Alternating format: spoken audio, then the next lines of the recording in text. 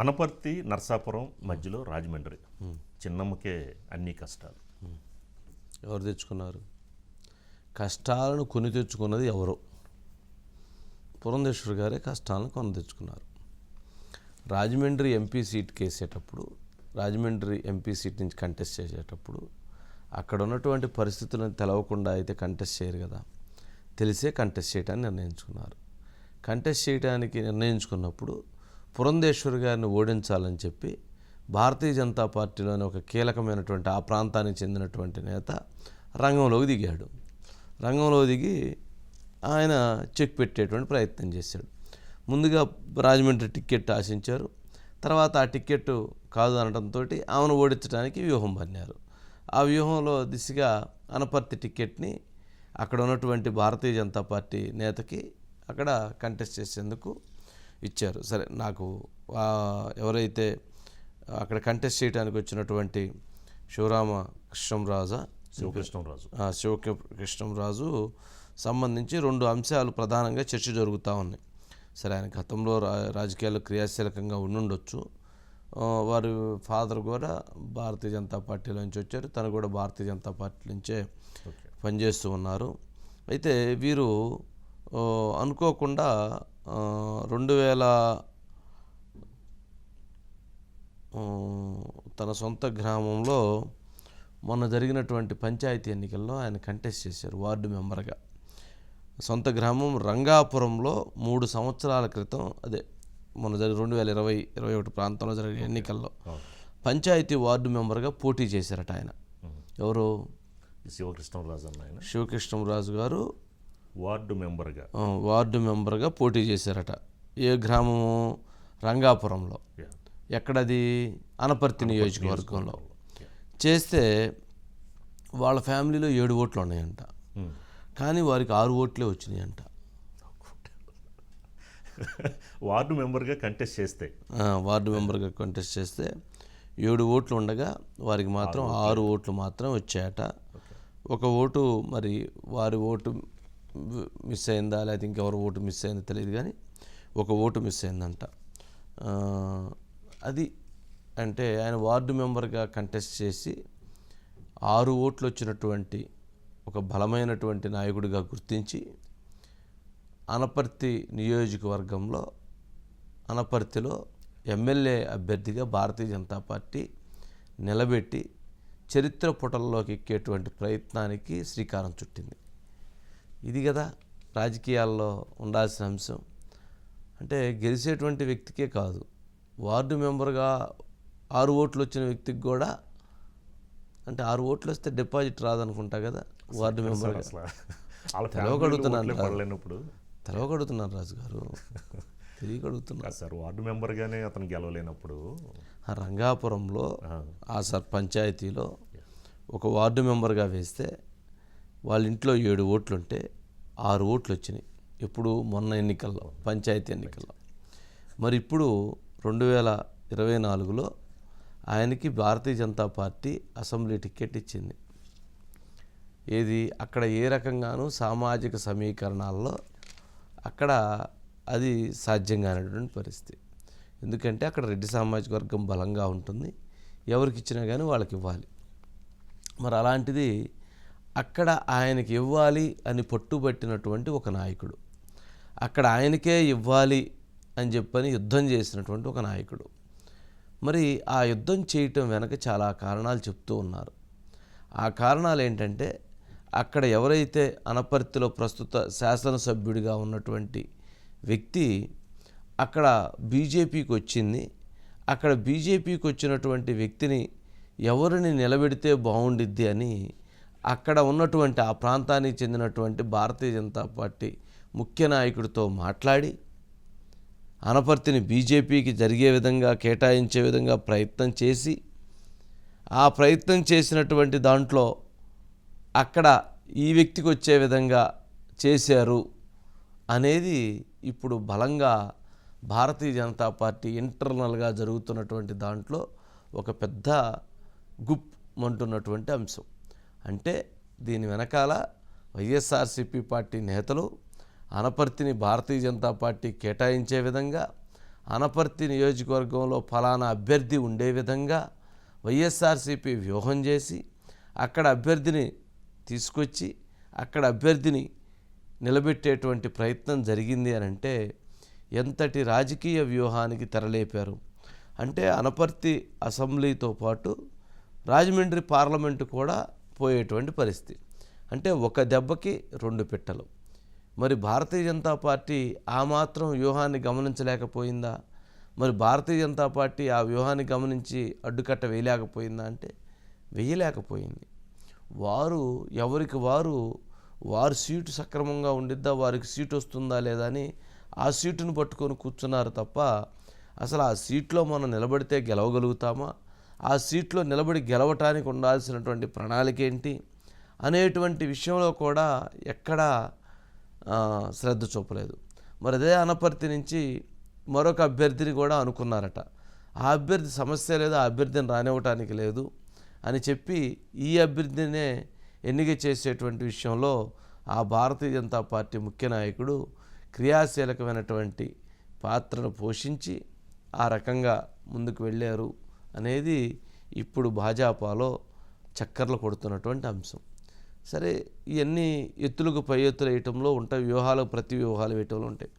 కానీ ఆ పార్టీలో ఉండి ఆ పార్టీ అధ్యక్షురాలనే ఓడించాలనేటువంటి ఏదైతే వ్యూహం చేశారో అది పెద్ద రాజకీయ క్రీడ.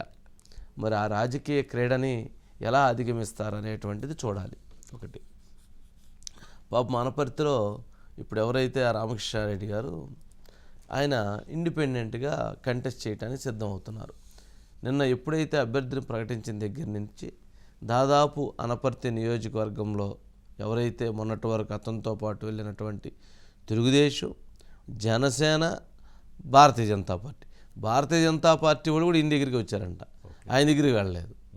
అందరూ కలిసి ఇప్పుడు నల్లమిల్లి రామకృష్ణారెడ్డిని ఇండిపెండెంట్ అభ్యర్థిగా నిలబెట్టి మేము గెలిపించుకుంటామని చెప్పని వాళ్ళందరూ కూడా ఆయన్ని ఒత్తిడి చేసి ముందుకు తీసుకెళ్తున్నటువంటి పరిస్థితి ఉంది. పాపం ఆయన కూడా కన్నీటి పర్వంతం అయ్యాడు. వాస్తవంగా 175 ఎమ్మెల్యేలలో టాప్ 5 ఎమ్మెల్యేస్ బాగా కష్టపడినటువంటి ఎమ్మెల్యేలు అంటే ఆ నియోజకవర్గంలో అధికార పక్షంతో పోరాడినటువంటి టాప్ 5 కాన్స్టిట్యున్సీస్ తీసుకుంటే అందులో 1, 2, 3 ప్లేస్లో ఉండేటువంటి వ్యక్తి నల్లమిల్లి రామకృష్ణారెడ్డి. మరి అలాంటి వ్యక్తికి సీటు ప్రకటించి సీటు లేకుండా పోయింది అని అంటే సరే అవతల బలమైనటువంటి అభ్యర్థి అంటే తప్పులేదు, బలమైనటువంటి అభ్యర్థి అంటే. కానీ వార్డు మెంబర్గా పోటీ చేస్తే 6 ఓట్లు వచ్చినటువంటి అభ్యర్థిని ఆయనకి ఎవరైతే నల్లమిల్లి రామకృష్ణారెడ్డికి ప్రత్యామ్నాయంగా అక్కడ భారతీయ జనతా పార్టీ అభ్యర్థిని నిలబెట్టడం అంటే రాజకీయాల్లో ఏం జరుగుతుంది, ఏం జరగాలని భావిస్తున్నారు, ఏమి జరగటానికి దాని వెనక కథ నడుపుతున్నారు అన్నది ముఖ్యం. సరే, ఇక్కడ నల్లమిల్లి రామకృష్ణారెడ్డి మొన్న ఓడిపోయాడు, కానీ అంతకుముందు గెలిచాడు. వాళ్ళ తండ్రి గారు 3 సార్లు గెలిచాడు. వాళ్ళ కుటుంబం దాదాపు 45 సంవత్సరాలు 50 సంవత్సరాలుగా రాజకీయ నేపథ్యం ఉన్న కుటుంబం. 4 సార్లు వాళ్ళ కుటుంబంలో నుంచి ఎమ్మెల్యే గెలిచారు, 4 సార్లు ఓడిపోయారు, 4 సార్లు గెలిచారు. దాదాపు వాళ్ళ కుటుంబ నేపథ్యం ఆ స్థాయిలో ఉంది. మరి అలాంటిది ఆ కుటుంబంలో ఉన్నటువంటి వ్యక్తిని కాదని టిక్కెట్టు మరి 6 ఓట్లు వార్డు మెంబర్కి 6 ఓట్లు వచ్చిన వ్యక్తిని నిలబెట్టారు అని అంటే దాని వెనక ఏం కుట్ర దాగి ఉంది? ఆ కుట్ర అంటే ఆ ఎమ్మెల్యే అభ్యర్థికి తెలిసి ఉండకపోవచ్చేమో ఇదంతా జరుగుతుంది అని. ఎవరికైనా ఎమ్మెల్యే టికెట్ మీకు ఇస్తానన్నా ఇంకొకరికి ఇస్తానన్నా మనకైతే అట్లాంటిది లేదులేండి. అందుకని అలాంటిది ఎవరైనా కానీ కాస్త ఇంట్రెస్ట్గా వెళ్తారు. మరి అలాంటిది వెళ్ళేటువంటి ప్రక్రియలో మరి ఆయన ఉత్సాహంగా ఇల్లుండొచ్చు, కానీ దీని వెనక జరిగిన గేము మరి ఆయనకు తెలుసో తెలియదు కానీ పెద్ద కుట్ర జరిగింది. అనపర్తి సెంట్రిక్గా ఒక పెద్ద కుట్రకి తెరలేపారు భారతీయ జనతా పార్టీలో ఉన్నటువంటి ఒక నేత, ఒక ముఖ్యమైనటువంటి నేత చెప్తూ ఉన్నారు. సరే, ఒకసారి అనపర్తి బైట్స్ ప్లే చేశారు. తెలుగుదేశం పార్టీ కార్యకర్తలకు రక్షణ ఇచ్చే పరిస్థితి లేకపోతే ఇంతవరకు ఎంత తెలుగుదేశం పార్టీ వైపుకి పోలరైజేషన్ వచ్చిందో అదంతా తిరిగి వాళ్ళ వైసీపీ చోటకు పోతే రేపు భవిష్యత్తులో తెలుగుదేశం పార్టీ జెండా మోసే కార్యకర్తలు ఉండరు. ఇవాళ తెలంగాణలో తెలుగుదేశం పార్టీ పరిస్థితి ఏ విధంగా వచ్చిందో అనపర్తిలో కూడా తెలుగుదేశం పార్టీకి అదే పరిస్థితి వచ్చే ప్రమాదం ఉంది. ఇవాళ నా పైన 39 కేసులు, ఒక హత్యాయత్నం కేసు పెట్టి జైలుకు పంపించారు. కార్యకర్తల పైన 185 కేసులు పెట్టారు. ఈ నియోజకవర్గంలో నేను తప్ప ఏ కార్యకర్త జైలుకు వెళ్లకుండా కాపాడుకోగలిగాం. నేను, నా భార్య, నా కుటుంబ సమేతంగా ప్రజల్లోకి వెళ్లి వివరిస్తాం. ప్రజల అభిప్రాయం మేరకు 5 రోజుల తర్వాత ఏమి నిర్ణయం తీసుకోవాలి అనేది నిర్ణయం తీసుకుంటాను. మొన్న లిస్టులో నా పేరు లేకపోయినా తప్పకుండా కూటమి వాళ్ళ తీసుకున్న నిర్ణయాన్ని సరి చేసుకొని తప్పకుండా కూటమి అభ్యర్థిగా త్వరలో నా పేరు అనౌన్స్ చేస్తారు అన్న నమ్మకం నాకు ఉండబట్టి సంపూర్ణ విశ్వాసం ఇప్పుడు ఈ కూటమి నాయకత్వం మీద నాకుంది. 175 స్థానాలు 25 పార్లమెంట్లకి భారతీయ జనతా పార్టీ రెడీగా ఉన్నది అని నేను చెప్పాను. కానీ పొత్తులో భాగంగా మేము కొన్ని కోల్పోయాం. మాకు ఇచ్చింది కేవలం 10 అసెంబ్లీ స్థానాలు మరియు 6 పార్లమెంట్ స్థానాలు మాత్రమే వచ్చాయి. అక్కడ ఉన్నటువంటి ఆ నియోజకవర్గాల్లో ఉన్నటువంటి సమీకరణలు కావచ్చు, లేకపోతే ఇతర విషయాలు వినబిలిటీ అనండి, ఇతర విషయాలు అనండి, వాటన్నిటిని మీద కూడా దృష్టి కేంద్రీకరించి కేంద్ర నాయకత్వం అభ్యర్థుల్ని డిసైడ్ చేయడం జరిగింది. పొత్తు లేకపోతే మాకు సీట్లు వస్తాయని చెప్పి అని భావించిన ఆశాభావం చాలా మంది ఉన్నారు. కానీ పొత్తులోకి వెళ్ళిన తర్వాత వారి ఆశ ఏదైతే ఉందో నీరు గార్చబడినప్పుడు కూడా వారు ఎటువంటి బాధకి నిరాశకి లోను కాకుండా మేము భారతీయ జనతా పార్టీకి మేము పనిచేస్తాము, మాకు అక్కడ నిలబడింది అనపర్తిలో శివరామకృష్ణరాజు గారు కాదు, అక్కడ నిలబడింది మోడీ గారు అనేటువంటి భావనతో పనిచేయడానికి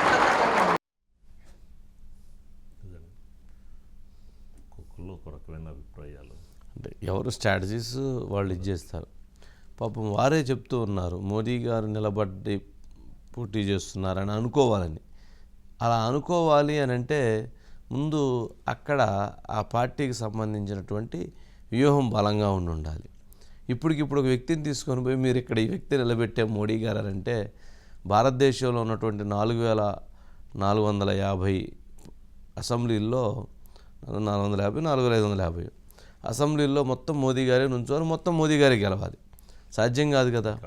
ఇప్పుడు పురంధేశ్వరి గారు అంత గట్టిగా చెప్తున్నారు కానీ 2009 ఎన్నికలలో రాజమండ్రి నుంచి మురళీమోహన్ గారు అట్లాగే ఆ రోజు ఉండవల్లి అరుణ్ కుమార్ గారు నుంచుంటే ఆ సెగ్మెంట్లో ఉన్నటువంటి ఒక్క అనపర్తి నుంచి 38,000 ఓట్లు ఆ రోజు ఉన్నటువంటి నల్లమల్లి శేషారెడ్డి గారికి మెజారిటీ రావటం జరిగింది. 5 అసెంబ్లీ నియోజకవర్గాల్లో టీడీపీ గెలిచింది, కానీ అక్కడ ఒక్క దగ్గర వైసీపీ గెలిచింది. ఇంకో దగ్గర కూడా సూర్యప్రకాష్ గెలిచాడు విత్ తక్కువ మెజారిటీ. కానీ అన్ని దగ్గర 5,000, 7,000 మెజారిటీ వచ్చినా ఇక్కడ 38,000 వచ్చేటప్పటికి ఉండవల్లి అరుణ్ కుమార్ గారు గెలిచి మురళీమోహన్ గారు ఓడిపోయారు. ఇప్పుడు మరి పురంధేశ్వర్ గారు కూడా మరి అటువంటి పరిస్థితి ఎదురైద్దా అనేది ఒక డిబేట్. ఇక రఘురామకృష్ణరాజు గారు నరసాపురం వెళ్ళారు ఎట్టకేలకి. వెళితే అక్కడ ఆయనకు అందరూ వచ్చి అదేందండి మన సీటు విషయంలో అన్యాయం జరిగిందని వాళ్ళందరూ డిస్కషన్ చేయటం, దాని మీద మాట్లాడటం. సరే చివరిగా ఫైనల్గా జరిగింది ఏంటంటే నాకు ఎవరైతే ఇప్పుడు కూటమి టీడీపీ జనసేన కూటమి భాజపాతో మాట్లాడి నాకు మరలా నరసాపురం ఎంపీ ఇప్పించేటువంటి అవకాశం ఉంది. నరసాపురం ఎంపీ అభ్యర్థిగా మరోసారి దాని మీద పరిశీలన జరుగుతుంది. వచ్చేటువంటి అవకాశం వచ్చే విధంగా వీళ్ళిద్దరూ కూడా కృషి చేస్తారు అని భావిస్తున్నానని చెప్పని ఆయన వాళ్ళిద్దరికీ అక్కడ మీడియాతో మాట్లాడారు. అయితే ఎమ్మెల్యేగా వెళ్ళను అనేటువంటి దాన్ని మాత్రం బలంగా చెప్పారని అంటున్నారు. సరే ఉండి పంపించడానికి కూడా చంద్రబాబు నాయుడు గారు ఎమ్మెల్యేగా పంపించడానికి కూడా కొంత ప్రయత్నాలు జరుగుతున్నాయి అనేటువంటిది డిస్కషన్ ఉంది. అయితే ఎమ్మెల్యేగా వెళ్ళటానికి నేను ఇష్టంగా లేను, ఎంపీగా వెళ్ళటానికి నేను ఇష్టపడుతున్నానని 6 ఆ రకమైనటువంటి మెసేజ్ని ఇచ్చారు అనేది ఇప్పుడు ఆ ప్రాంతంలో జరుగుతున్న డిస్కషన్. సరే ఇప్పుడు ఒకవైపు 6 ఒక సమస్య, పురంధేశ్వరిది ఒక సమస్య, అనపర్తి నల్లమల రామకృష్ణారెడ్డిది ఒక సమస్య. ఉభయ గోదావరి జిల్లాలో ఇది అత్యంత క్రియాశీలకమైనటువంటి సబ్జెక్టు. అందుట్లో రఘురామకృష్ణరాజు సబ్జెక్టు దాని ప్రభావం అవునన్నా కాదన్నా రాష్ట్ర వ్యాప్తంగా ఎంతో కొంత అది పెద్ద చర్చ జరుగుతుంది. ఆయనకి సీటు ఇవ్వాలా వద్దా అనేటువంటి విషయంలో ఎవరైతే ఎక్కువ మంది ప్రజానీకం అంటే వైసీపీకి వ్యతిరేకంగా ఉండేటువంటి ప్రజానీకం ఆయనకి టికెట్ ఇవ్వాలి అని ఎక్కువ మంది కోరుకుంటూ ఉన్నారు. అది బీజేపీ ఇవ్వనప్పుడు తెలుగుదేశం పార్టీ వైపు నుంచి ఇవ్వాలి లేదా జనసేన వైపు నుంచి ఇవ్వాలి అనేదాన్నే డిమాండ్ చేస్తున్నారు. కాకపోతే ఇక్కడ వైసీపీ ఎవరైతే కోర్ టీం ఉందో రఘురామకృష్ణరాజు గారికి సీట్ ఇవ్వకపోవడంతో వాళ్ళ ఆనందానికి అవధులు లేకుండా ఉన్నాయట. అంటే నిన్న వైసీపీ సోషల్ మీడియా కూడా చూస్తే చాలా ఉత్సాహంగా ఉన్నారు. వాళ్ళ ఆనందానికి అవధులు లేనటువంటి పరిస్థితి ఏర్పడింది. ఎందుకంటే వాళ్ళందరినీ తాట తీసింది త్రిపులారే. అందుకని వాళ్ళు ఆ రకమైనటువంటి ఉత్సాహంతో ఉన్నారు. సరే చూద్దాం దీనికి సంబంధించి. ఇప్పుడు సౌత్లో బీజేపీ మేము బాగా పాతుకుపోవాలన్న వేలో ఈ రోజున పొత్తు పెట్టుకుందండి.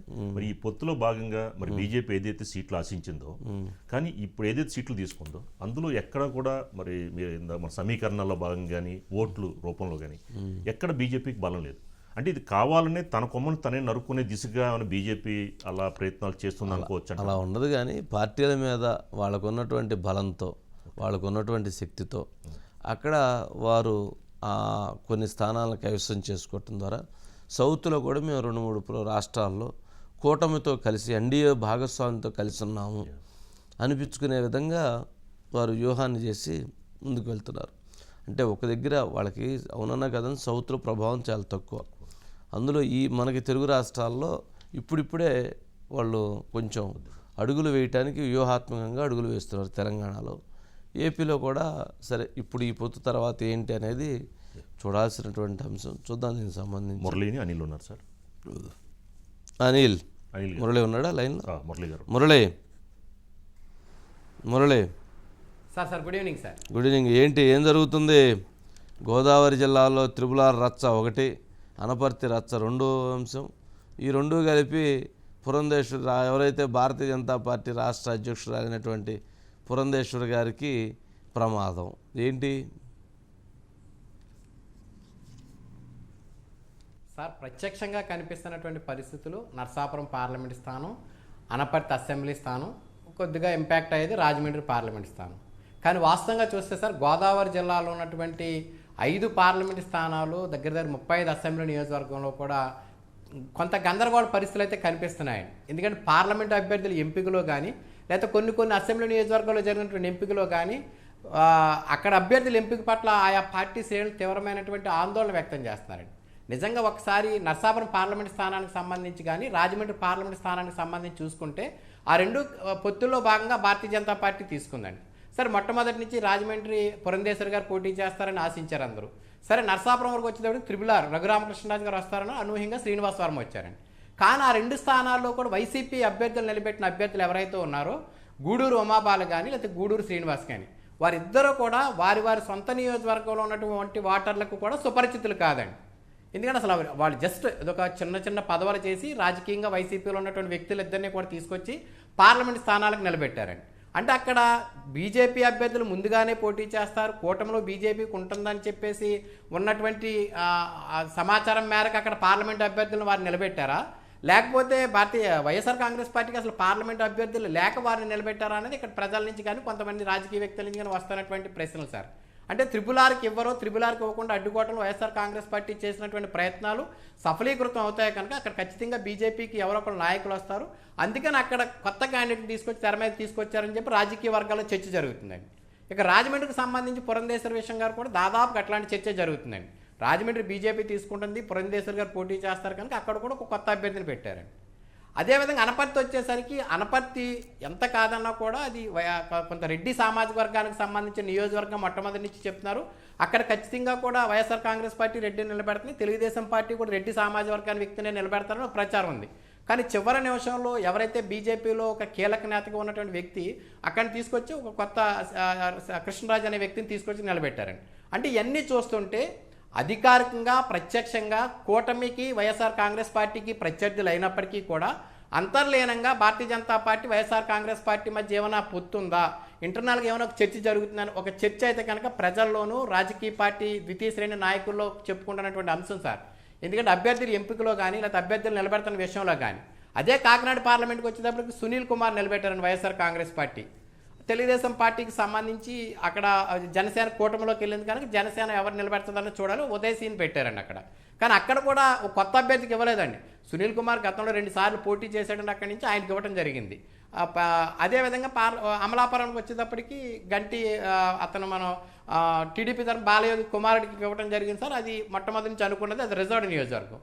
సో ఈ రకంగా 5 పార్లమెంట్ స్థానాల్లోనూ అదేవిధంగా మిగిలిన 35 అసెంబ్లీ నియోజకవర్గాల్లో అభ్యర్థుల ఎంపికలో అనేక అనుమానాలకు తావిచ్చే విధంగా కూడా సీట్లు సర్దుబాటు పైకే ఒకరితో జరిగినాయి, లోన జరుగుతున్నటువంటి వ్యవహారం ఇంకో రకంగా ఉందనేది ప్రత్యక్షంగా కూడా కొన్ని నియోజకవర్గాలను అధ్యయనం చేస్తే కనిపిస్తున్నటువంటి పరిస్థితి కనిపిస్తుంది సార్. ముఖ్యంగా కూడా నరసాపురం త్రిబుల్-ఆర్ మొట్టమొదటి నుంచి కూడా ఏదైతే వైఎస్ఆర్ కాంగ్రెస్ పార్టీ అధికారంలోకి వచ్చిన కొద్ది నెలలకే మొట్టమొదటిగా జగన్మోహన్ రెడ్డి గారి మీద గళమెత్తినటువంటి నాయకుడు, అతను పార్లమెంట్ సభ్యుడు, రెబల్ ఎంపీగా ప్రతిరోజు కూడా జగన్మోహన్ రెడ్డి గారి యొక్క వ్యవహార శైలిని కానీ ఆ ప్రభుత్వ లోటుపాట్లు కానీ విమర్శించి వచ్చారు. ఆయన ఖచ్చితంగా కూడా ఏదో ఒక పార్టీ అకామిడేట్ చేయాలి, కానీ ఈరోజు ఆయన సీటు వస్తాదని ఆశిస్తున్నాను, నాకు నమ్మకం ఉందని చెప్పుకునే పరిస్థితికి వచ్చిందండి. అంటే అక్కడ కూడా వైఎస్ఆర్ కాంగ్రెస్ పార్టీ చేసినటువంటి వ్యూహాలు కానీ కేంద్రంతో నడిపినటువంటి ఎత్తులు కానీ ఖచ్చితంగా కూడా ఫలించినాయని కనిపిస్తుందండి. కానీ అది ప్రజల్లో ఖచ్చితంగా ఇంపాక్ట్ చూపిస్తుందండి. ఇలా త్రిబుల్-ఆర్ గారికి అక్కడ సీటు ఇవ్వకపోవడంతో ఆ పార్లమెంట్లో ఉన్నటువంటి కూటమి 7 అభ్యర్థులు కూడా కొంత అంతర్మదనం పడుతున్నారండి. అంటే పార్లమెంట్ స్థానం నుంచి పోటీ చేసే అభ్యర్థి బలమైనటువంటి ప్రజాదరణ కలిగిన నాయకుడిగా ఉండాలి, కొంత ఆర్థికంగా కొంత ముందుకు వచ్చే స్థితిలో ఉండాలని ఏ ఎమ్మెల్యే క్యాండిడేట్ అని కోరుకుంటారండి. అలా త్రిబుల్-ఆర్ వస్తే కనుక ఈ 4-5 సంవత్సరాలు ఆయన మాట్లాడిన మాటలు కానీ, ఆయన చేసినటువంటి పోరాటం కానీ, లేదా ఆయనకు ఎదురైనటువంటి ఇబ్బందులు కానీ ప్రజల్లో ఎంతో కొంత సానుభూతి, కొంత సెంటిమెంట్ ఉంది.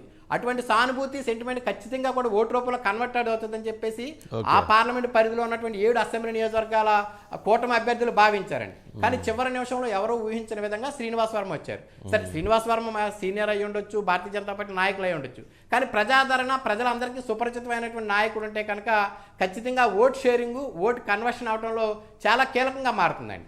ఇప్పుడున్నటువంటి పరిస్థితుల్లో త్రిబుల్-ఆర్ అయితే కనుక ఖచ్చితంగా అన్ని కులాల నుంచి, అన్ని మతాల నుంచి కూడా ఆయనకు ఒక సానుభూతి ఉంది. ఖచ్చితంగా అది ఉపయోగపడదు అనుకున్నటువంటి అంశం ఈరోజు దెబ్బపడిందండి. ఆ నేపథ్యంలో అక్కడ ఉన్నటువంటి అసెంబ్లీ అభ్యర్థులు కొంత ఆందోళన చెందుతున్నారండి. దీని పరిస్థితి ఎలా అధిగమించాలి, ఆ మైనస్ అవుతున్నటువంటి ఓట్ షేరింగ్ మనం ఎలా తెచ్చుకోవాలి, ఇలాంటి రకరకాల వ్యూహాలండి. ఆ విధంగానే రాజమండ్రి సంబంధించండి, అక్కడ కూడా అనపర్తి నియోజకవర్గంలో నలిమిలి రామకృష్ణారెడ్డి ఎవరైతే ఉన్నారో మొట్టమొదటి నుంచి అక్కడ పోరాటం చేశారు, అనేక సందర్భాలు స్టేషన్కి వెళ్ళారు, గొడవలు పడుతూ వచ్చారు. కానీ అది ఒక అసెంబ్లీ నియోజకవర్గం అయినప్పటికీ కూడా చుట్టుపక్కల ఉన్నటువంటి 3-4 నియోజకవర్గాల్లో ప్రభావితం చేసే నాయకుడు నలిమిలి రామకృష్ణారెడ్డి అండి. వాళ్ళందరికీ కూడా సుపరిచితుడు. అక్కడ ఉన్నటువంటి ఇతర నియోజకవర్గాల్లో రాజమండ్రి రూరల్ కానీ, లేదా రాజమండ్రి అర్బన్ కానీ, ఇటువంటి నిడదోలు, కొవ్వూరు నియోజకవర్గాల్లో కూడా ఆయన కొంచెం పరిచయాలు ఉన్న వ్యక్తి అండి. అరే, ఆయనకి ఇవ్వలేదని ఒక సెంటిమెంట్, సానుభూతి పెరిగిందండి. ఈ విధంగా కూడా అభ్యర్థుల ఎంపికలో రాజకీయ పార్టీలు తీసుకున్నటువంటి నిర్ణయాల వల్ల కొంత గందరగోళ పరిస్థితులు అయితే కనిపిస్తున్నాయి sir. Okay, right Murali. Anil ఏంటి మరి ఉభయ గోదావరి జిల్లాల్లో ఎక్కువ ప్రయోజనం జరిగిద్ది అని భావించారు ఎవరు? తెలుగుదేశం పార్టీ, జనసేన పార్టీ కూటమి ఏర్పడిన తర్వాత ఈ 2 పార్టీలు కలవటం వలన 35 అసెంబ్లీ నియోజకవర్గాల్లో చాలా క్రియాశీలకంగా అసెంబ్లీ స్థానాలు కైవసం చేసుకోవచ్చు అని భావించారు. కానీ భారతీయ జనతా పార్టీ పెట్టినటువంటి చిచ్చు, అంటే సరే సీట్లు తీసుకోవడంలో తప్పులేదు, కానీ సీట్లు తీసుకున్నటువంటి సీట్ల విషయంలో జరిగినటువంటి అంతర్గతంగా ఆ పార్టీలో జరిగినటువంటి కుట్ర కావచ్చు, లేదా ఆ పార్టీలో జరిగినటువంటి అంతర్గత పోరాటం కావచ్చు, లేదా అంతర్గతమైనటువంటి విభేదాలతో కావచ్చు, అది ఎక్కువ సమస్య దారితీసి అది తెలుగుదేశం పార్టీ, జనసేనకు కూడా తీవ్ర నష్టాన్ని కలిగించే విధంగా ఉందా, లేక అది సమస్య సద్దుమణిగేటువంటి పరిస్థితి, ఆ ప్రభావం ఉందా ఏంటి అని? సింపుల్ సార్, బీజేపీ కూటమి గెలుపు తన గెలుపుగా భావిస్తే సమస్య లేదు. కానీ కూటమి గెలుపు వేరు, బీజేపీ గెలుపు వేరు అనే కోణంలో ఆలోచన చేసినప్పుడే ఇప్పుడు ఇలాంటి సమస్య. ఉమ్మడి తూర్పుగోదావరి, పశ్చిమ గోదావరిలో మొత్తం 34 అసెంబ్లీ సీట్లు ఉన్నాయి. తూర్పుగోదావరిలో ఉమ్మడి జిల్లాలో 19 ఉంటే 15 పశ్చిమ గోదావరి జిల్లాలో ఉన్న పరిస్థితి. ఈ మొత్తం స్థానాలలో అధికార వైసీపీకి 1 వస్తుందా, 2 వస్తాయా, మహా అంటే 3 వస్తాయా అనే చర్చ మొన్నటి వరకు జరిగాయి. కానీ ఇప్పుడు అధికార పార్టీ పరిస్థితి, కూటమి పరిస్థితి కనుక ప్రజలు అదేవిధంగా రాజకీయ విశ్లేషకులు ఆలోచన చేస్తున్నప్పుడు భిన్న అభిప్రాయాలు వ్యక్తమవుతా ఉన్నాయి. మొన్నటికి నేటికి చాలా తేడా వ్యత్యాసం కనిపిస్తూ ఉంది. దీనికి పూర్తి కారణం ఈ సీట్ల సర్దుబాటులో భాగంగా బీజేపీ ఎంచుకున్న అంశం. ప్రధానంగా RRR ఎవరైతే ఉన్నారో రఘురామకృష్ణరాజుకి సీటు లేదనటాన్ని ఉమ్మడి తూర్పుగోదావరి పశ్చిమ గోదావరి జిల్లాలో ఉన్న క్షత్రియ సామాజిక వర్గం జీర్ణించుకోలేదు. నిలువెత్తున పోరాటానికి ఆయన ఒక ఐకాన్గా స్ఫూర్తిగా ఈ 4 ఏళ్లకు పైగా అధికార వైసీపీ పైన నిలిచారు. వైసీపీ అధికారంలోకి వచ్చిన తొలి నాళ్ళ నుంచే ఆ పార్టీ విధానాలతోనూ ఆ పార్టీ అధినేత జగన్మోహన్ రెడ్డి గారితో డివేట్ అయి ఆయన ముందుకు వెళ్ళడం మనం చూసాం. అయితే ఉమ్మడి తూర్పు గోదావరి జిల్లాల్లో ఖచ్చితంగా క్షత్రియ ఓట్లు చాలా కీలకం, చాలా ప్రభావితం చేసేటటువంటి అంశం. ఆయనను మానసికంగా శారీరకంగా హింసించిన తన పోరాటాన్ని ప్రయత్నాన్ని ఆపకుండా కూడా రఘురామకృష్ణరాజు ముందుకు వెళ్ళారు. ఖచ్చితంగా చాలా బలంగా కూటమి తరపున పోటీ చేస్తానని పదే ఆయన చెప్పినా బీజేపీలో జరిగినటువంటి కొన్ని అంశాల కారణంగా నరసాపురం సీటు ఆయనకు రాకుండా పోయింది. ఒకరోజు ముందు వచ్చి ఎవరైతే ఉన్నారో వరప్రసాద్ తిరుపతి ఎంపీగా సీటు దక్కించుకోగలిగారు. కానీ బీజేపీ నుంచి ఎప్పటి నుంచో బీజేపీ అగ్రనాయకత్వంతోనూ ఇక్కడున్న రాష్ట్రంలో ఉన్న జనసేన టీడీపీ నేతలతో సన్నిహిత సంబంధాలు ఉన్న రఘురామకృష్ణరాజుకి సీటు రాలేదంటే ఎంత ఆశ్చర్యకరంగా ఉంటుందో, దాని వెనక ఎంత పెద్ద ఎత్తున రాష్ట్ర ముఖ్య నేత లాబింగ్ నడిచిందో అర్థం చేసుకోవడానికి కూడా మనం ఆలోచించాలి సార్. ప్రధానంగా ఏదైతే ఉందో రఘురామకృష్ణరాజు ఎపిసోడ్ అయితే ఖచ్చితంగా ఆంధ్రప్రదేశ్న తీవ్ర చర్చనీయాంశంగా మారింది. రాజకీయ విశ్లేషకుల లెక్కల ప్రకారం అవునన్నా కాదన్నా 15 నుంచి 25 సీట్ల వరకు కూడా అతని ప్రభావం చాలా క్లియర్గా ఉంటుంది. ఖచ్చితంగా ఇది గెలుపు ఓటముల్ని కూటమి పైన ప్రభావం చేసే అవకాశం ఉందంటూ కూడా చెప్తున్న పరిస్థితి కనిపిస్తోంది. అయితే బీజేపీ అగ్రనాయకత్వం ఖచ్చితంగా జరుగుతున్న డ్యామేజ్ను గ్రహించకపోతే ఒకటి ఈ ఉమ్మడి గోదావరి జిల్లాలో జరిగే నష్టం ఒకటైతే బీజేపీ ఏపీ రాష్ట్ర అధ్యక్షురాలు ఉన్న పురంధేశ్వరి రాజమండ్రి ఎంపీగా పోటీ చేస్తున్నారు. ఆ పరిధిలో ఉన్న అనపర్తి సీటు విషయాన్ని కూడా వాళ్ళు సరి చేసుకోకపోతే తీవ్ర ప్రతికూల పరిస్థితులు ఎదుర్కొనే పరిస్థితి ప్రమాదం ఉందనేది రాజకీయ విశ్లేషకుల మాట. గత గణాంకాలు గత ఫలితాలు కూడా దీన్ని సూచిస్తాను. మీరో నేనో ఇంకొకరో చెబుతున్నది కాదు. గ్రౌండ్ లెవెల్లో రియాలిటీ ప్రకారం చూస్తే బీజేపీకి 100 ఓట్లు కూడా అనపర్తిలో లేవు. కానీ 1,00,000కు పైగా ఓట్లు సాధిస్తేనే అక్కడ గెలుపు సాధ్యమవుతుంది. 100 ఓట్లు లేని పార్టీ 1,00,000 ఓట్లకు పైగా ఓట్లు సాధించి ఎలా గెలుస్తుంది అనేది ఇక్కడ చర్చనీయాంశంగా ఉంటే, మరొక వైపు అనపర్తిలో అనునిత్యం యుద్ధ వాతావరణంలో పోరాటం చేసిన నలిమిల్లి రామకృష్ణారెడ్డి విషయంలో టీడీపీ అధినాయకత్వం ఏం చేయబోతా ఉంది, ఎలాంటి నిర్ణయం తీసుకుంటుంది అనేది కూడా తేలాలి. ఎందుకంటే 39 కేసులు బనాయించుకొని జైలుకు వెళ్ళి అత్యాయత్నం ఆయన పైన జరిగేలాగా సఫారీ ఇచ్చినా కూడా ఆయన పోరాడిన తీరు కావచ్చు, ఇతర అంశాలు ఆ జిల్లా ప్రజలకే కాదు రాష్ట్ర వ్యాప్తంగా ఉన్న అనేక తెలుగుదేశం పార్టీ నేతలు కార్యకర్తలు కూడా గుర్తు చేస్తున్న పరిస్థితి. అలాంటి నేతకి ఈరోజు సీటు లేకపోవడం ఒకటైతే, బలం లేని 100ల సంఖ్యలో ఓట్లున్న పార్టీకి 1,00,000ల సంఖ్యలో ఓట్లున్న సీటుని కేటాయించడం అనే దానిపైన పెద్ద ఎత్తున చర్చ నడుస్తూ ఉంది. దాదాపుగా అనపర్తిలో జరుగుతున్నటువంటి క్యాండిడేట్కి 6 ఓట్లు వచ్చినాయి అంట అని. క్యాండిడేట్లకి రామాపురంలో కంటెస్ట్ చేస్తే 6 ఓట్లు, వార్డుకి పోటీ చేస్తే 6 ఓట్లు వచ్చినాయి అట.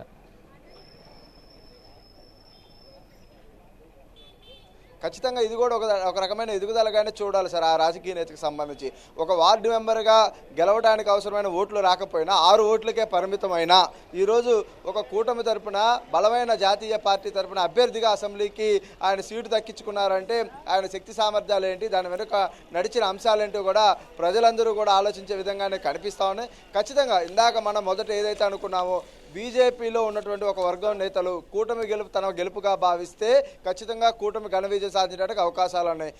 కాదు బీజేపీలో మేము వేరు కూటమి వేరు అనే ఆలోచన కనుక వాళ్ళు చేసి ప్రయత్నాలతో బీజేపీ అగ్రనాయకత్వాన్ని సార్ ఇప్పుడు వరప్రసాద్ని ఎలా అయితే తీసుకున్నారో సరే అదేవిధంగా నలిమిల్లి రామకృష్ణారెడ్డిని బీజేపీలో తీసుకొని టికెట్ ఇచ్చినట్లయితే వాళ్ళకి ఇంత ఇబ్బంది ఉండేది కాదు కదా. ఆ పార్లమెంట్ ఎంపీకి అంత ఇబ్బంది ఉండేది కాదు, అతనికి అంత ఇబ్బంది ఉండేది కాదు కదా. Simple word sir. అక్కడ బీజేపీ గెలుపు కోరుకుంటే ఈ రకమైన ప్రయత్నమో ఈ రకమైన చర్చో నడిచేది. కానీ అక్కడ బీజేపీలో ఉన్న ఒక వర్గం పూర్తిగా ఇక్కడ నష్టం జరగాలనే ఆలోచనతో, ఎందుకంటే అనేక కోణాలు కనిపిస్తూ ఉన్నాయి. తాము ఆశించిన స్థానాలు తమకు దక్కనప్పుడు, తమ ప్రత్యర్థులకు దక్కి ఆ స్థానాల్లో ఉన్నత పదవులు లభించేటప్పుడు వీరు చూస్తూ ఊరుకోలేరు. కాబట్టి ఆ రకమైన ప్రయత్నాలు చేసి అధిష్టానం వద్ద మాకు ఈ రకంగా సీటు ఇవ్వలేనప్పుడు మేము చెప్పిన వారికి ఈ సీటు ఇవ్వాలనేది, అంటే ఒక స్విచ్ వేస్తే 2 లైట్లు వెలిగినట్టు, ఏదైతే ఉందో ఒక స్విచ్కి 2 లైట్లు వెలిగినట్టు ఇక్కడ ఉమ్మడి ప్రయోజనాలు సార్. ఎస్, అంటే తిరుపతిలో కూడా ఇటువంటి ఒక వ్యూహమే జరిగింది అంటున్నారు. ఎవరైతే గూడూరు శాసనసభ్యులుగా ఉన్నటువంటి వరప్రసాద్ విషయంలో గతంలో ఎటువంటి విమర్శలు వచ్చినాయి, ఎటువంటి వివాదాలు జరిగినాయి, ఎటువంటి గొడవలు జరిగినాయి, ఎటువంటి పంచాయతీలు జరిగినాయో అంతా చూసాం. మరి అట్లాంటిది వరప్రసాద్ విషయంలో ఊహించని విధంగా, యాక్చువల్లీ తను క్రిస్టియన్, తిరుపతి ఎంపీగా ఆయన నిలబెట్టి భారతీయ జనతా పార్టీ ఆయనకి టికెట్ ఇచ్చింది. ఆయన గెలిస్తే ఇప్పుడు టీటీడీ బోర్డులో క్రిస్టియన్గా మెంబర్గా, టీటీడీ బోర్డు మెంబర్గా ఆయన ఉండాలి. మరి భారతీయ జనతా పార్టీ హిందూ దేవాలయాల్లో ఎక్సెప్షన్ మెంబర్ అవుతారు. టీటీడీ ఎక్కడైనా హిందూ దేవాలయాల్లో క్రిస్టియన్స్ మెంబర్స్ ఉండకూడదు అనేది వాళ్ళు చేస్తున్నటువంటి వివాదం. సరే, వాళ్ళు పర్టికులర్గా ఆ విషయంలో గొడవ చేస్తూ ఉన్నారు. మరి భారతదేశంలోనే అత్యంత పవిత్ర దేవాలయమైనటువంటి తిరుమల తిరుపతి వెంకటేశ్వర స్వామి విషయంలో మరి వారు తిరుపతి ఎంపీగా ఆయన్ని పెట్టి ఆయన్ని మెంబర్ చేయాలి అని అనుకోవటం మరి ఏ రకమైనటువంటి ఉద్దేశం, ఏ రకమైనటువంటి ఆలోచన, లేక ఆలోచనలు మార్చుకోవాలనేటువంటి ఉద్దేశంతో భారతీయ జనతా పార్టీ ఆ రకంగా అడుగులు వేసిందంటే అసలు భారతీయ జనతా పార్టీ అధినాయకత్వానికి అసలు ఈ విషయాలు ఏమీ తెలియదట. మీరు ఆ రత్నప్రభ గారికి వద్దు, ఆ రత్నప్రభ గారికి ఎందుకు వద్దు అంటే, రత్నప్రభ గారు లాస్ట్ టైం కంటెస్ట్ చేశారు కాబట్టి ఆమెకు సింపతి ఉంది. అక్కడ కొన్ని ఈక్వేషన్స్ కలిసి వస్తే ఆమె గెలుస్తుందేమోనని, ఆమె గెలిచిద్దేమోనని ఆమె గెలవకుండా ఆమెకి సీట్ రాకుండా చేసి వరప్రసాద్కి ఇప్పించాలి అనేటువంటి ఒక ఉద్దేశంతో బీజేపీలో ఉన్నటువంటి ఒక వర్గం ఆ రకమైనటువంటి ప్రయత్నం చేసి ఆ రకంగా అక్కడ వరప్రసాద్కి టికెట్ వచ్చే విధంగా ప్రయత్నం చేశారట. అందుకు ఎవరి ప్రయత్నాలు, ఎవరికి కావాల్సినటువంటి లాభాలు, ఎవరికి కావాల్సినటువంటి ప్రయోజనాలు వాళ్ళకి నెరవేరాయి, ఆ రకంగా ముందుకు వెళ్ళింది అనేటువంటి విమర్శ ఇప్పుడు భారతీయ జనతా పార్టీలోనే జరుగుతుంది. అసలు ఏం స్ట్రాటజీ అది? ఇక్కడేమన్నా పురంధేశ్వరుని ఓడించాలి, అక్కడేమన్నా వరప్రసాద్ని ఓడించాలి. మరి అటు పోతే మరి అనకాపల్లిలో మరి సీఎం రమేష్ని ఏం చేస్తారో చూడాలి. అర్రకు కొత్తపల్లి గీత, ఆమె జోలికి పోతే ఆమె లాగి 2 లెంపకాయలు ఇచ్చిద్ది, అందుకని ఆమె జోలికి పోరలేండి. సరే, ఆమె యుద్ధం ఆమె చేయాలి, ఎందుకంటే అది అక్కడ అంత తేలిక కాదు ఆమె గెలవటం కూడా. అక్కడ పూర్తిగా ట్రైబల్ దీంట్లో మరి అక్కడ గెలవటం కూడా కొంచెం కష్టమైన విషయమే, బట్ ప్రయత్నం చేస్తున్నట్లు. సరే, ఇక ఈ రకమైనటువంటి పరిస్థితులు అక్కడ ఉన్నాయి. నర్సాపురం రఘురామకృష్ణరాజుకి ఇస్తే ఆ సీటు గెలిసిద్ది, కానీ అక్కడ రఘురామకృష్ణరాజుకి కాకుండా వరమకి ఇచ్చారు. అది మరింత ఇబ్బందికరమైనటువంటి అంశం. రాజమండ్రిని ఏమన్నా గెలవకుండా అనపర్తి సీటు మార్చారు, రఘురామకృష్ణరాజు ఏమన్నా నర్సాపురం ఇవ్వకుండా వేరే వ్యక్తికి ఇచ్చారు, అంటే 2 టైట్లో పెట్టారు. 3 అనకాపల్లి, మరి 4 తిరుపతి ఎవరైతే అక్కడ రత్నప్రభ కాకుండా వరప్రసాద్ని తీసుకొచ్చి గేమ్ ఆడారు. రాజంపేట ముందు విజయనగరం అన్నారు, చివరికి రాజంపేట చేశారు. రాజంపేట పూర్తిగా మిథున్ రెడ్డి అడ్డా.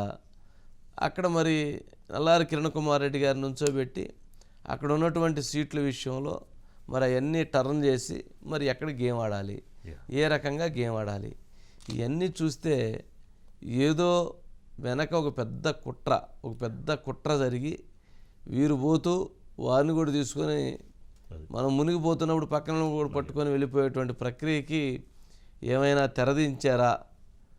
భాజపాలో ఉన్నటువంటి ఎవరైనా ఒక బలమైనటువంటి శక్తి కలిగినటువంటి వ్యక్తులు ఇందుకు ఎవరైతే త్రిపులార్ ఆరోపించినట్టుగా వైసీపీతో టైఅప్ అయ్యి ఈ కుట్రలకి తెరదీశారా?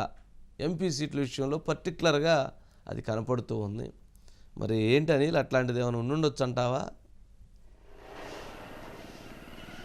ఖచ్చితంగా సార్, ఇందాకే మనం అనుకున్నాం, నాకు దక్కంది మరొకరికి దక్కకూడదు. ఇది రాజకీయాల్లో అత్యంత విలువైన పదం. ఎందుకంటే అనునిత్యం దీని చుట్టూనే వ్యవహారం నడుపుతూ ఉంటారు. అందులో ఏపీ బీజేపీలో ఇప్పుడు ఏంటంటే బీజేపీ ఇండివిజువల్గా పోటీ చేస్తే నిన్న మనం అనుకున్నట్లు ఈ రాష్ట్రంలో 5,000 ఒక అసెంబ్లీ సెగ్మెంట్లో సాధించే శక్తి సామర్థ్యాలు ఆ పార్టీకి ఉన్నాయా అంటే ఖచ్చితంగా రాష్ట్ర ప్రజల్ని రాజకీయ విశ్లేషణలు అడిగితే చెబుతారు. కానీ పొత్తులో భాగంగా ఎన్నో కొన్ని సీట్లు దక్కించుకునే అవకాశం దక్కింది. మరొక విషయం ఏంటంటే సౌత్లో ఖచ్చితంగా బలపడాలని నిలదొక్కోవాలని ఆలోచన చేస్తున్న బీజేపీ అగ్రనాయకత్వం నరేంద్ర మోడీ, అదేవిధంగా అమిత్ షా యొక్క ఆలోచన చాలా మంచిదే వారి పార్టీ పరంగా. కానీ వారి పార్టీలో ఉన్న కొందరు నేతలకు మాత్రం ఇది నచ్చటం లేదు. ఎందుకంటే వారు బలపడితే ఆ బలపడే క్రమంలో తాము లేకపోతే ఎలా అనే భావనతోనే పార్టీ బలపడడం కంటే తాము లేవన్న కారణంతోనే పార్టీకి నష్టం చేసే ప్రయత్నం ఖచ్చితంగా జరుగుతుంది అనేది ఇక్కడ అంతర్గతంగా పార్టీలో సర్కిల్స్ లో కూడా వాతావరణం కనిపిస్తుంది. అనిల్, అదే ఎందుకు అనుకోవాలి అంటే కూటమిని గెలవకుండా చేయకూడదు, అవతల వాళ్ళతో ఒక పరోక్షమైనటువంటి ఒక ఎవరైతే వైసీపీతో ఒక అండర్స్టాండింగ్ పెట్టుకొని ఒక మ్యాచ్ ఫిక్స్ చేసుకొని మేము ఇక్కడ వీళ్ళని ఓడించే విధంగా మేము ప్రయత్నం చేస్తాం, రేపు భవిష్యత్తులో మీరు మమ్మల్ని చూసుకోండి, మాకు కావాల్సినటువంటి గతంలో ఏ రకమైనటువంటి ఫెసిలిటీస్ని మాకు కల్పించారు ఆ విధంగా కల్పించండి అని కూడా ఏమైనా జరిగేదానికి అవకాశం లేకపోలేదు కదా? ఖచ్చితంగా సార్, ఒకే ఒక మాట మనం ఇక్కడ మాట్లాడుకోవాలి. గతంలో తెలుగుదేశం పార్టీతో పొత్తు పెట్టుకొని బీజేపీ భాగస్వామి తర్వాత విడిపోయినప్పుడు పదే కొంతమంది నేతలు యూటిలైజేషన్ సర్టిఫికేట్ యూసీల గురించి అడిగేవాళ్ళు. కేంద్రం ఇచ్చిన నిధులకు సంబంధించి ఆ సర్టిఫికేట్స్ ఎక్కడ, ఖర్చు జమ లెక్కలు. కానీ ఈ 5 ఏళ్లలో ఎక్కడైనా ఆ మాట మనం విన్నామా? బీజేపీలో ఉన్న నేతల నుంచి ఆ మాట మనం విన్నామా? కేంద్రం కూడా అప్పుడు నిధులు ఇచ్చింది, ఇప్పుడు నిధులు ఇచ్చింది కదా. అప్పుడు లెక్కలు అడిగిన వారు ఇప్పుడు ఎందుకు లెక్కలు అడగరు? ఇప్పుడు ఎందుకు ప్రశ్నించరు? ఇక్కడ ఎవరి ఎజెండాలు వారివి. పార్టీ ఎజెండా కంటే తమ ఎజెండా ముఖ్యం అనేది ఖచ్చితంగా సుస్పష్టంగా కనిపిస్తూ ఉంది. వాస్తవానికి కూటమి జతకట్టి ఘన విజయాన్ని సొంతం చేసుకోవాల్సిన పరిస్థితుల నుంచి గెలిస్తే చాలురా బాబు అనే పరిస్థితికి వచ్చారనే అభిప్రాయం వ్యక్తమవుతోంది. దీనికి ఖచ్చితంగా కోవర్ట్ ఆపరేషనా లేదా ప్రత్యక్ష సహకారం కాకుండా పరోక్ష సహకారంతో తమ ఏదైతుందో చీకటి మిత్రులకి, రహస్య మిత్రులకి సహకారం అందించే ప్రయత్నమా, సొంత వారిపైనే పగ తీర్చుకునే ప్రయత్నం అనేది తేలాల్సి ఉంది. అయితే రకరకాల అంశాలు రోజు రోజుకి తెరపైకి వస్తూ ఉన్నాయి. ఎందుకంటే బీజేపీకి ఖచ్చితంగా గెలవడానికి అవకాశం ఉన్న కొన్ని స్థానాలు ఉన్నాయి. అవి కనుక ఎంచుకొని ముందుకు వెళ్తే గెలిచే అవకాశాలు కనిపిస్తూ ఉన్నాయి. ఇక్కడ ఇందాక మనం అనుకున్నట్లు సార్ ఒకటే, ఈరోజు ఆంధ్రప్రదేశ్లో కూటమి కనుక గెలిస్తే జాతీయ స్థాయిలో ఎన్డీఏ ప్రభుత్వం ఆంధ్రప్రదేశ్లో కూడా ఉన్నట్టే లెక్క. ఆ విషయాన్ని గ్రహించాల్సిన పరిస్థితులు ఉంటాయి. కానీ సంఖ్య ప్రకారమో లేదంటే సర్దుబాటు ప్రకారమో ప్రయోగాలు చేసో లేదా ఇంకో రకమైన అంశం చేస్తే అది అసలుకే ఎసరొచ్చే ప్రమాదం ఈరోజు ఇక్కడ ఏపీలో కనిపిస్తూ ఉంది. ఆ నష్ట నివారణ చర్యలు ఖచ్చితంగా బీజేపీ అగ్రనాయకత్వం, కూటమిలో ఉన్న 2 పార్టీల పెద్దలు మిగిలిన వారు చేస్తారా చేయరా అనేది కూడా చూడాల్సిన పరిస్థితులు అయితే ఉన్నాయి. Okay, right Anil, right. చూద్దాం మరి ఏంటో ఇదంతా. చాలా కన్ఫ్యూజింగ్ అంటే రోజులు జరిగే కొంది వెనక జరిగినటువంటి రాజకీయ కుట్రలు తెలిసే కొంది ఆందోళన కలుగుతూ ఉంది. మరి ఇటువంటి అంశాల విషయంలో అప్రమత్తంగా ఉండాల్సినటువంటి బాధ్యత ఉంటుంది. Right, next.